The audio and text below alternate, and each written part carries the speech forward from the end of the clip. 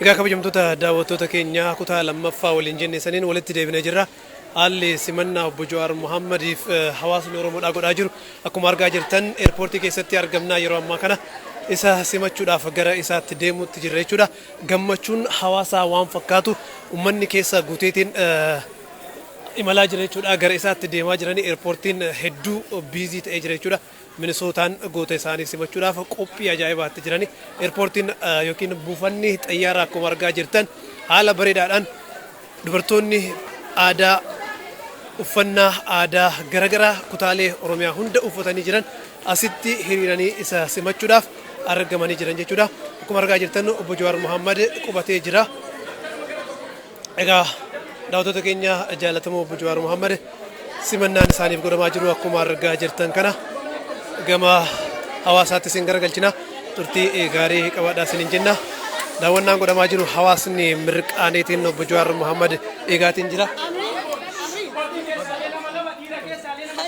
Akkami adeemaagiin pirezidaantiin Osfaanaa asitti argamte obbo Jawaar simachuudhaaf asitti argamtanii maaltu isinitti dhagahame? Gammachuudha gammachu jireeteeti har'a guyyaa gammachuuti. Waluma faana warra hafes habiraattis akka nuu bahanii guyyaa kanaan nu gahu rabbi kadhachaa waan immoo gammachuu arganne kanas ittiin gammadaa baga rabbiin mana isaa lammataatiin isaan ga'eenneetuma simachuudha. Innis gammachuu guddaadha dhaga'ama. Ulfaadha guyyaa gammachuuti asitti hawaasni simannaa godhutti jira.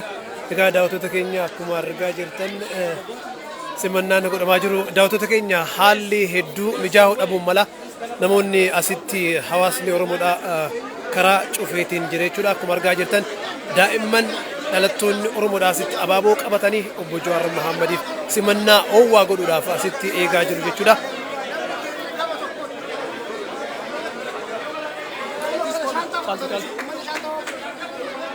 Egaa daawwattoota keenya akkuma argaa jirtan haalli jiru hedduu biiziidha.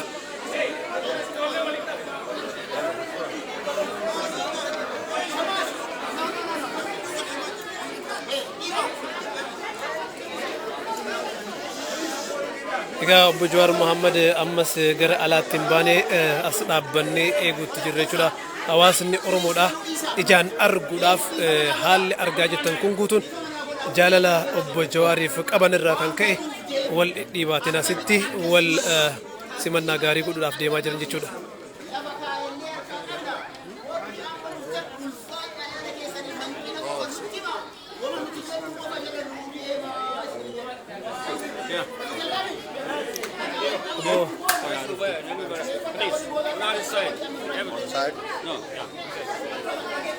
Egaa daawwattoota keenya haalli jiru haala xiqqoo namni gammachuu irraa akka ka'e simannaadhaaf asitti deemamaa jira jechuudha.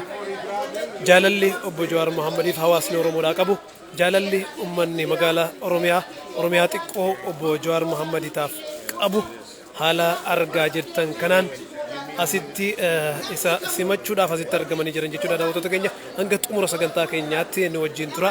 Haala jiru hanga xumuraatti hordofaa isiniin jenna. Ijoolleen asitti argaa jirtan kunniin abaaboo ilmaan Oromoodhaa lafaa dhufaa jiran kan magaalaa xiqqoo keessatti magaalaa Oromiyaa xiqqoo keessatti biqilanii simannaa obbo Jawaar Mohammadiitiif asitti argamanii abaaboo qabatanii as jiran jechuudha. Daa'imman babbareedduun kunniin asitti argaa jirtan dhalattoota Oromoo sanyii lafaa dhufaa jiru kan goota isaanii simachuudhaaf abaaboo qabatanii obbo Jawaar Mohammad asitti eegaa jiran jechuudha. Minisootaan magaalaa yookiin mana obbo Jawaar Mohammad kan lammaffaa yoo taatu bifa isaan maluun haala isaan maluun isa simachuudhaaf goota isaanii simachuudhaaf sagantaa Noorz Ameerikaatti obbo Jawaar Mohammad geggeessuudhaaf deemaa jiru takka jedhee kan jalqabu magaalaa Minisoota. Keessummoota tokkotu na biratti argama. Obbo Tashitee Waaqootu na bira jira. Nama kanas ni beektanii nama galata guddaa uummata Oromootiif qabu. Obbo Tashitee maaliif asitti argamtanidha guyyaa simannaatii maaltu isinitti dhagahame? Guyyaa gammachuuti. Guyyaan kun hin dhufa jennee yaalle gadda guddaa keessa turre yaaddoo guddaa keessa turre garaan keenya boorahaa ture. Guyyaan akkasii kun dhufeetiin Jawaar Mohammad asitti simachuu danda'uun keenya gammachuu guddaadha. Kanaaf uummanni akkuma argite mirqaana guddaadhaan asitti argameetiin jira. Akkuma argitan Minisootaan qe'ee isaatii mana isaatii jiraataa asiitii maatii asii qaba. Kanaaf senatoroonni hundinuu asitti argaman. Egaa daawwattoota keenya haalli jiru hedduu obbo Tashitee ulfaadha namoonni garagaraati asitti argamanii jiru. Adiinis asitti argamanii jiranii. How you feeling, sir? I'm well. Senator John Hoffman, Senator Kerry Dietzig. Why you guys are here today? It's welcome Jawar home, man. You know, this has been a battle. This has just absolutely been a nail biter, and it's so nice that he's able to come back to Minnesota. And you know what? I'm not going to let him leave. So there, how's that one for you? I'm kidding. Yeah, thank you. No. How you guys feeling today? Like joyful. You are very Joyful. excited. We were the ones who brought the resolutions. We were the ones who really pushed for that. Senator Dietzig and I, and we're joyful. This is a joyful day. Carrie, what do you think? It's very exciting. I'm very happy for him and his family and for the whole community here in Minnesota. It's very exciting. So you have been fighting for Mr. Jawar Yeah. since he got arrested, and is it something you are proud of it? We are, you know what? I'm proud of the fact that he's going to come home and he's going to be reunited with his son Oromo. Oromo deserves to see his dad, right? And his wife Arafasi. And they're people that I've known for many, many years. And you know, it is a moment. It is a moment to be proud of what we did. We stuck together and we never gave up. And that's exactly what we do as a partnership with Senator Dietzig and I. We never gave up. Man, we were just talking about it. Tashidi Wako, Carrie and I, the last time the three of us were together, we were in her office writing the second resolution that really helped motivate some things here. So It was. Thank you for everything. Egaa daawwattoota keenya akkuma argaa jirtan Jawar Mohammed alatti gabbahutti jira. Haalli jiru hedduu daawwattoota keenya jaalatamoo simannaan godhamaa jiru.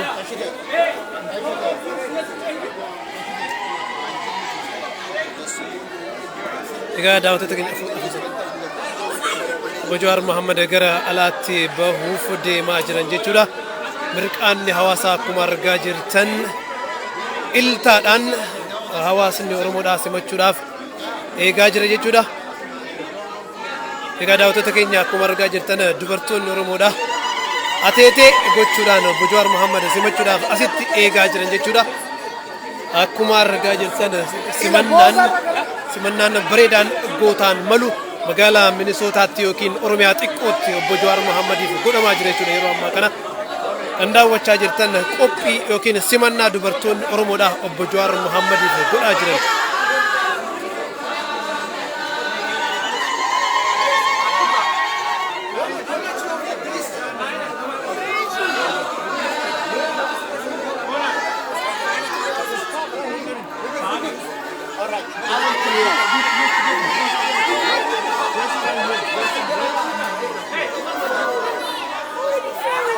Daawwattoota keenya kabajamoo galanni Jawar ummata Oromoo biraa qabu kanaa olis ta'u manni Oromoodhaa bifa jiruun asitti argameetiin haala babbareedaadhaan xiqqaarraa hanga guddaatti dhiiraa hanga dubartiitti simannaa gootaan malu gara mana kee lammaffaa baga nagaan dhufte baga nagaan gara Oromiyaa xiqqootti deebite baga rabbi hidhaasan keessaa mana dukkanaa san keessaa si baasee hawaasa si jaalatuun hawaasa ati jaalattuun si gahee simannaa jedhu asitti argaa jirtan. Dubartoonni Oromoodhaa uffannaa aadaa kutaa Oromiyaa hunda mul'isu kutaa Oromiyaa 11 agarsiisu bifa sirba ateeteetiin dabarsaa jiran jechuudha.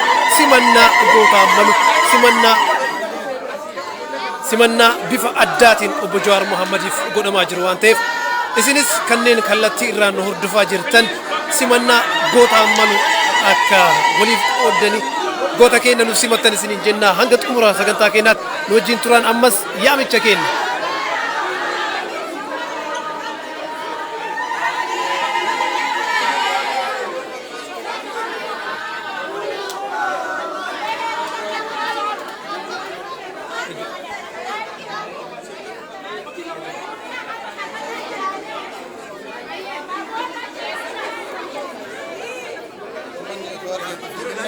Egaa daawwattoota keenya ijoolleen babbareedduun asitti argaa jirtan ammas ijoollee dhalattuu Oromoo lafaa ol biqilaa jirtu kan goota isaanii bifa addaatiin yookiin haala miidhagaa ta'een magaalaa isaan maluun dhaloonni isaan malu dhaloota kanaaf aarsaa inni kaffaleef baga nagaan dhufte baga nagaan gara mana keetiitti deebite simannaa jedhu agarsiisuudhaaf asitti argamanii jiran jechuudha. Dhaloonni kun dhaloota haaraadha.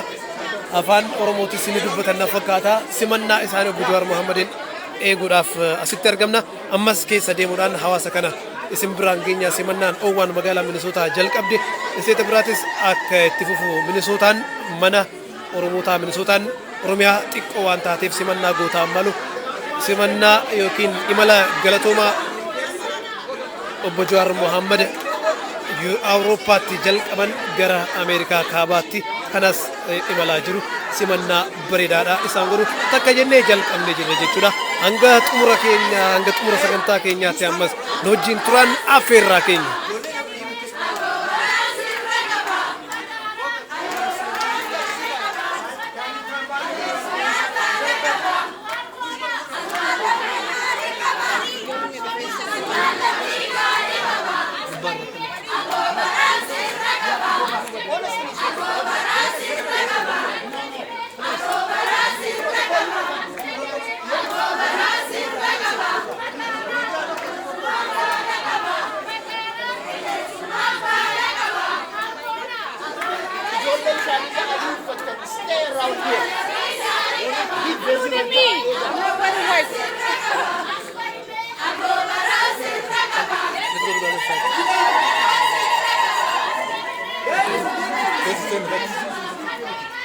Asirraa naannoo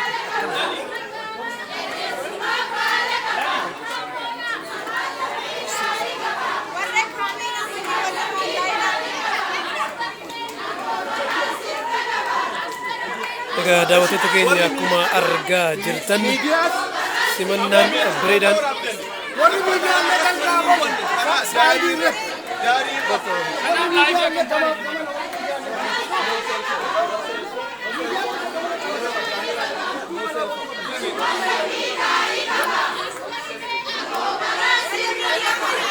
Let me tell you, please.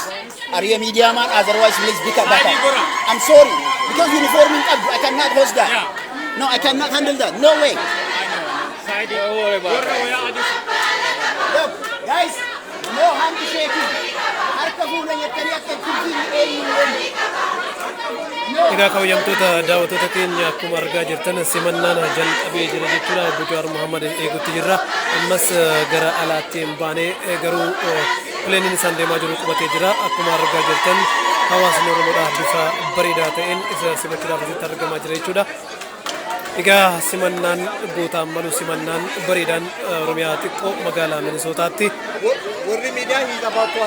galata guddaa obbo Jawaar Mohammad hawaasa isaatiif ooleef inni qofti galatoomaa jechuu osoo hin taane hawaasnis galatoomi jechuuniif as buufata xayyaaraa Minneapolis Saint Paulitti argamee jira jechuudha.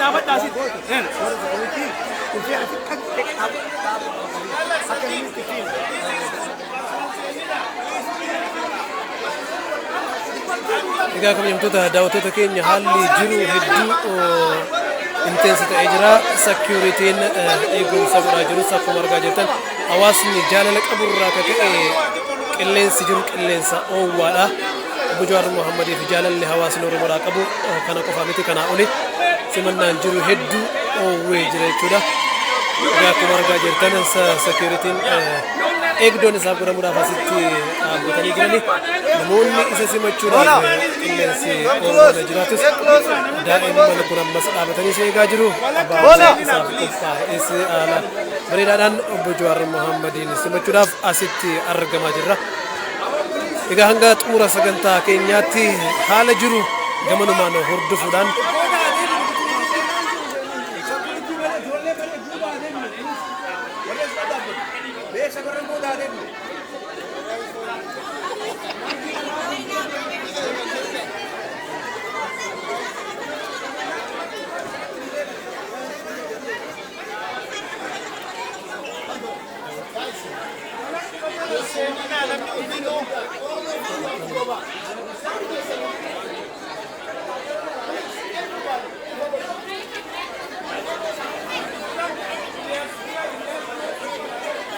egaa daawwattoota keenya kabajamoo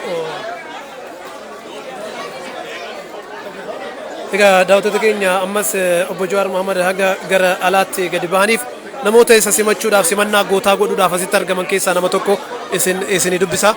Obbo Daalomee maaliif asitti argamtan? Iyyaarraa asii Minneapolis International Airport kan argamnee fi qabsaa sabaa abbaa qeerroo Jawaar Mohaammed hayyuu Oromootu har'a asitti argama. Har'a dhufuuf deema amma bu'ee jira sa'a kanatti amma uummanni kun akkanatti akka argitan kana bahee siinqeen bahee aadaa garaagaraatiin Oromiyaa kutaa 11 irraa bahee uummanni dhiiraaf dubartiidhaan asitti argama. Abbootii amantaa hawwatii siiqqeetu asitti argama. Maaliif jennaan Jawaar Mohaammed bakka jalqaba qabsoo isaattu Minnesotaadha. Minnesotaan jalqaba qabsoo Jawaar Mohaammed biyya Oromoon Jawaar Mohaammed itti dhalate Oromiyaan diqqoon as waan taateef bakkeen ergaan guddaan irraa deemu bakka kana waan ta'eef bakkeen qabsoon guddaan irraa deemu biyya alaa keessaa jiruu diyaasporaa keessaa Minnesota irraa waan ta'eef Jawaar Mohaammed adda asitti mana isaa waan dhufaa jiruu fi bakka irraa qabsoo jalqabe bu'uura qabsoo waan dhufaaru fi isa simachuuf uummanni buqqee asitti argama. Kana kudhan kagautu diidatti ittifamee rakkina sekuriitiitii fi kanaa ol seenuu hin danda'u jedhanii diidatti ittifamee paarkingii keessa jira uummanni. Kanaaf asitti argamne Jawaar Mohaammed simachuudhaaf asitti argamne. Anaa dhufuu isaa isa simachuuf asitti argamne. Egaa kabajamtoota daawwattoota keenya obbo Daaloo hedduu galatoomii. Simannaa obbo Jawaar Mohammediif pirootokooliin qophaa'ee jira. Warri dhiiraa uffata adii fi surree gurraacha godhate gama afoo kanatti dhufanii akka isaan simatan akkasumas gama dubartootaatiin uffannaa aadaatiin warri uffatee jiru isa simachuudhaaf qophii argaa jirtan kana godhaa jiran jechuudha. Eegdoonis yookiin sekiuritiinis isaaf qophaa'ee jira. Simannaan uummanni Oromoodhaa obbo Jawaar Mohammediif godhaa jiru bifa mirqaanaa ta'een ammasitti fufee jira. Hanga obbo Jawaar Mohammed gama alaatti qubatanii jiranii hanga gama alaatti gabbahanii hawaasa isaaniitiin wal arganitti ammas isin biraan gahuudhaaf isin wajjin turraa nu wajjin tura.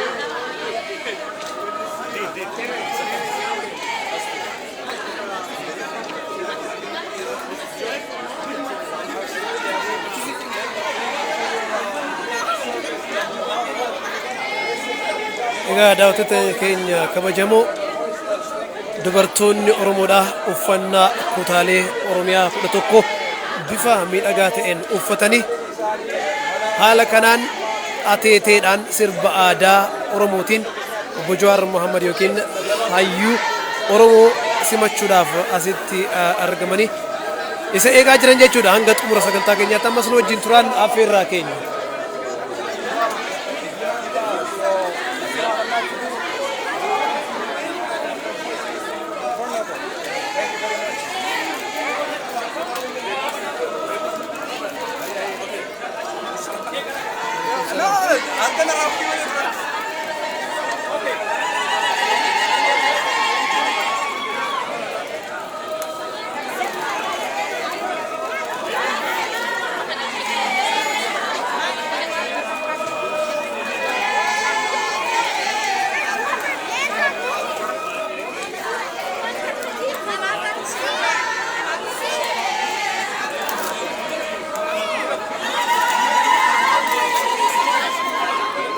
Egaa daawwattoota keenya akkuma argaa jirtan Oromiyaan xiqqoon simannaa gootaan malu simannaa nama aarsaa Oromootiif godheen malu saalfii tokko malee biyya adii keessatti haala kanaan buufata xayyaaraa keessatti sirba aadaatiin midhaagsanii faayanii obbo Jawaar Mohaammed eegaa jiranii. Obbo Jawaar Mohaammed ammas gara alaatti hin baanee ammas eeguutti jirra.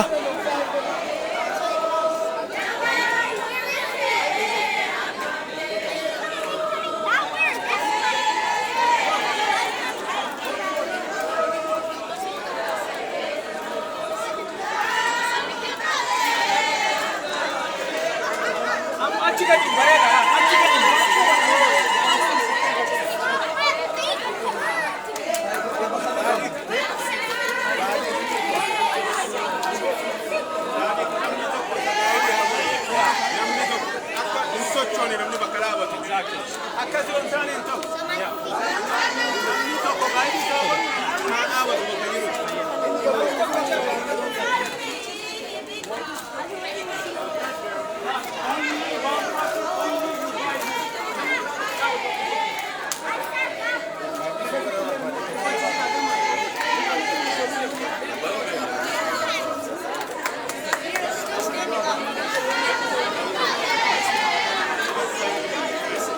Hi guys, how are you?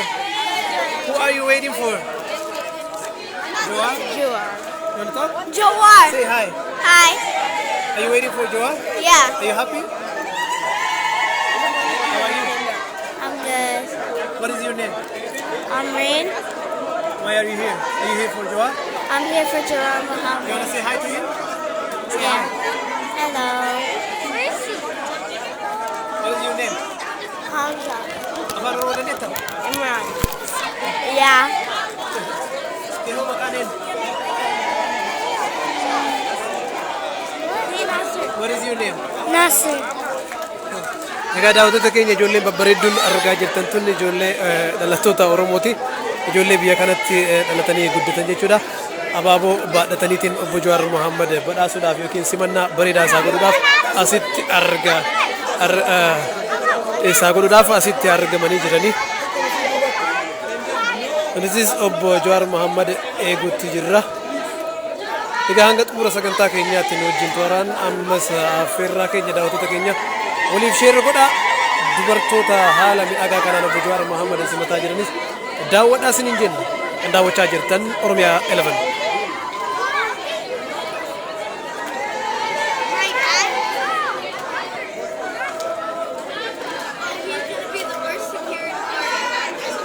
Egaa akkuma argaa jirtan falma mirga dhala namaa kan ta'e obbo Jawaar Mohammediif uummanni adiinis kanneen quuqama oromummaa qaban isaaf falmaa turanii har'a immoo bu'aa falmii isaanii kan ta'e obbo Jawaar Mohaammed gara manaatti fiduudhaaf qabsoon isaan godhaa turan takkaa lama waan hin taaneef asitti argamanii isa simachuudhaaf Oromoota waliin sirba Oromoo sirbaatiin asitti argamanii jiran jechuudha. Hanga xumuraatti ammas isaanis dadhabbii tokko malee obbo Jawaar Mohaammed simachuudhaaf asitti argamu.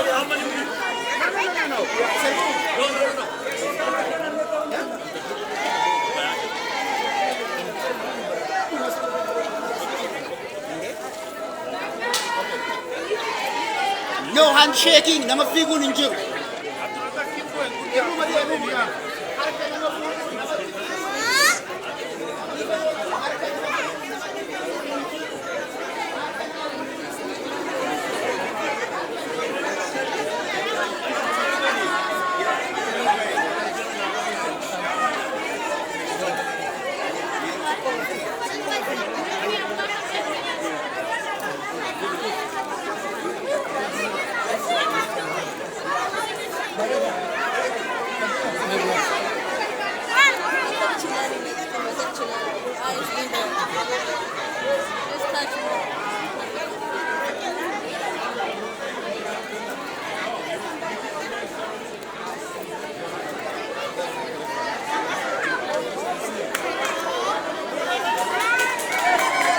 Egaa daawwattoota keenya kabajamoo obbo Jawaar Mohaammed dhufee jira. Magaalaa Minisootaa seenee jira akkuma argaa jirtan. Daawwattoota keenya kabajamoo obbo Jawaar Mohaammed dhufee jira. Magaalaa Minisootaa seenee jira jechuudha.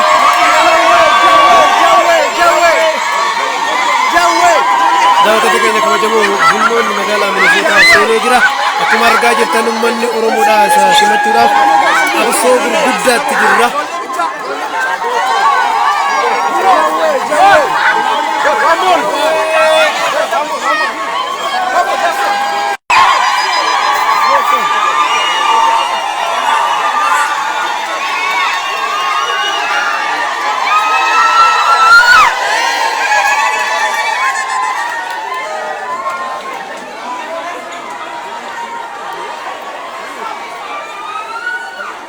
Egaa daawwattoota keenya haalli jiru hedduu ulfaataadha. Obbo Jawaar Mohaammed simannaan isaaf godhamaa jiru haala kana fakkaata. Slow down, guys. Slow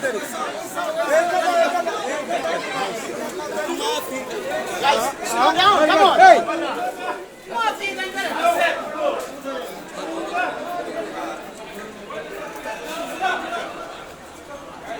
Slow down. Egaa daawwattoota keenya obbo Jawaar Mohaammed seenee jira jechuudha. Akkuma argaa jirtan kana bulloon keessa seenee jira.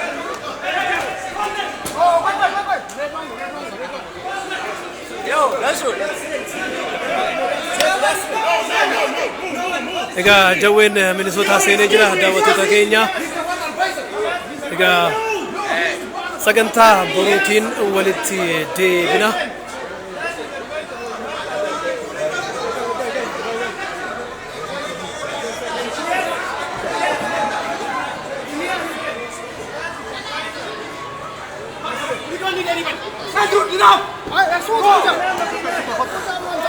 Egaa daawwattoota keenya haalli jiru hedduu obbo Jawaar Mohaammed konkolaataan isaa ka'ee jira jechuudha.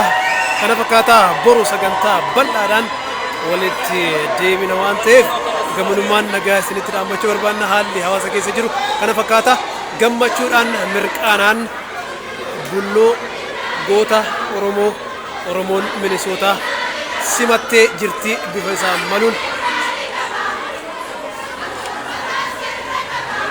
Egaa kan ammas daawwachaa jirtan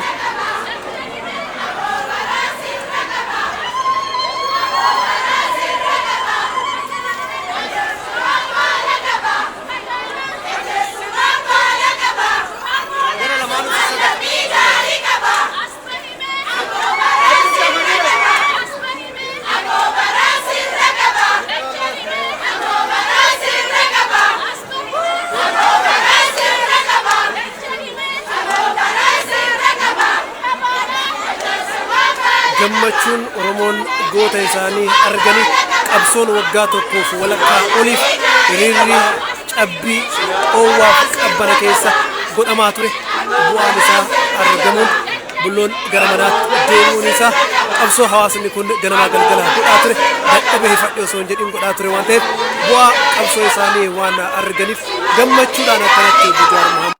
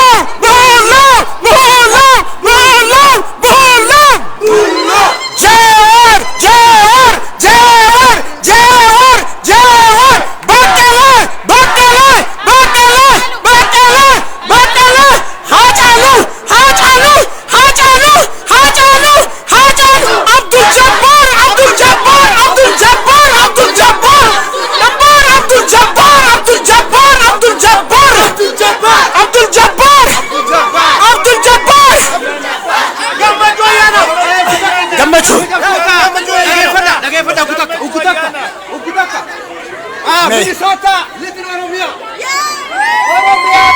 Bagara bisi gammachise. Bire dirreen tun dirree Jawaar Mohaammed akka duule itti qabsaa'aa turre. Minnesota, I'm proud of you guys, everyone. Wallahi billahi Minnesota. Arrantana gammachuu ayyaana bagara bira gaan si baase. Jawaar Mohaammed bagara bira gaan si baase. Jawaar Mohaammed Oromia, Jawaar Mohaammed bagara bijaan si garsiise. Ilmahe. Kabajamtoota ilmaan Oromoo gammachuun teenya gammachuu guddoodha.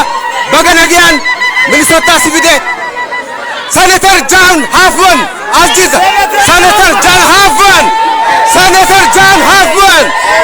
Senator John Hoffman. Senator John. Senator John Hoffman. Senator Hoffman. Senator John Hoffman. Thank you, Jalu Gutaka. Yes, okay. Yes, media.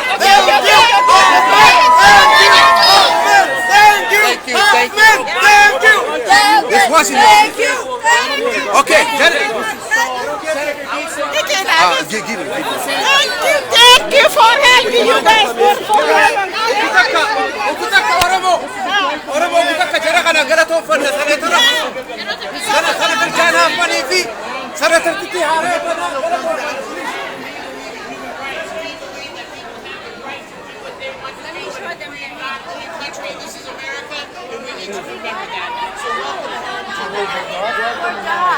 Okay. Okay. Journey. I agree with what Senator Hoffman said. My name is Carrie Dietzig. I'm the state senator for the Cedar Riverside area. We are so excited and so happy that Jawar is home. It has been a pleasure and an honor to work with everybody here because the community stuck together and the community worked really hard, and we are here to support the community, and we want to make sure that everybody comes home. Thank you. I just want to say, Oromo people who marched like Abdulrazak, everybody in the Twin Cities, thank you so much for being a voice, for working hard. Today we thank senators, elected officials, governor, state of Minnesota. We say thank you, and I just want to pass to Bashanantu to say a few words. I just want to say thank you so much for standing with us at the lowest of Oromo people. We have been struggling for years. We have been crying. Hajalu passed away. We thought they're going to kill Jawar Mohammed too, but they did not. Thank God he's home. Thank you for supporting us, for standing with us, for always being the Oromo. You know, like being Oromo is like so many things. There's so many emotions going right now. Hajalu Hundesa has passed away, even though he passed away. Oromia will be free. We should fight together. You guys should, you know, he has been supporting us for years. You should support us as well. Which you are here. She was with us. Say thank you. Thank you. Thank you. Thank you. Thank you. Thank you. Thank you. Thank you. Thank you. Thank you. Thank you. Oromo jirtu. Oromo jirtu. Dhugaa dubbachuuf waa hedduun dubbannu sa'a dheeraa asitti hin fudhannu. Guyyaan boruu guyyaa guddatu nu eeggata. Hundaa ol Oromiyaan xiqqoon Minnesootaan baga gammaddan baga gammannee. Guyyaan kun Rabbii olaane ka hunda caalu ka waa hunda uumu ka lubbuu guyyaa 40 nyaata tokko malee dabarsitee lubbuu sana tursiisee har'aan nu ga'eef galanni isa haa ga'u. Haawwan Oromoo Minnesota, qeerroo Oromoo Minnesota, dargaggoo Oromoo Minnesota, qarree Oromoo Minnesota, qeerroo Oromoo Minnesota. Oh yeah! Jirtu! Kanaaf ulfaadhaa baga jiraattanii galanni keessan bilisummaa Oromiyaatiin isiniif gala malee jechaan baasuu hin dandeenyu.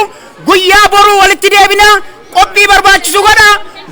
Guyyaa boruu sa'aatii 2 PM irratti Convention Center Minneapolisitti walaa garuu isiniin jedha ulfaadhaa naaf jiraadha.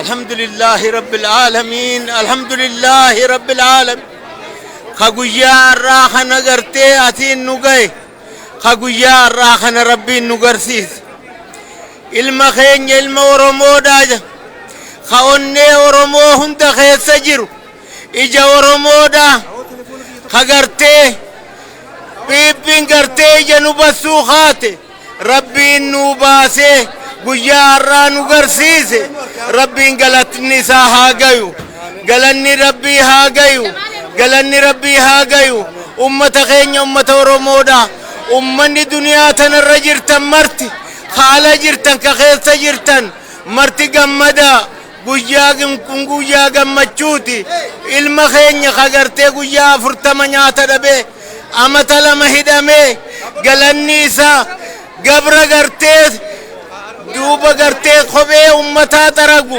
warra gartee warra kombortaa ummataa baatee deemu bilisa baaset nurraa hidhanii خيسان الجيس مفديمني قرو توكو غرتي قرو أمتا جالو دمني جوهر اللي ندمن خجني ربي كيا ربي سنوباسي إساست نوفدي بغا غمدنين سننجا بغا غمني عمرنا ديردا رزقي بلدا warri waan kana qopheessitan martinu warri gartee amata lama guutuu asirraa iyyaa baatan galatoomaa galanni keessan bilisummaa haa ta'uun isiniin jaa OMS akkasuma gartee 11s gartee warri gaazixoon hundinuu galatoomaa ulfaadhaa jiraadhaan isiniin jaa. Salaamu alaikum. Wa alaikum salaam wa rahmatullahi wa barakatuh.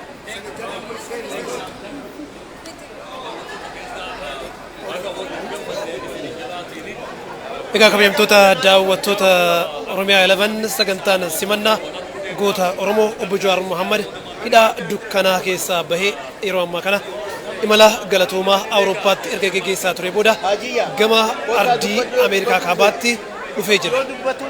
Oromiyaan xiqqoon yookiin Minisootaan hawaasni Oromoodhaa asitti argamu bifa gootaan maluun simannaa ho'aa isaaf godhee haala ho'aadhaan isa simatee jira.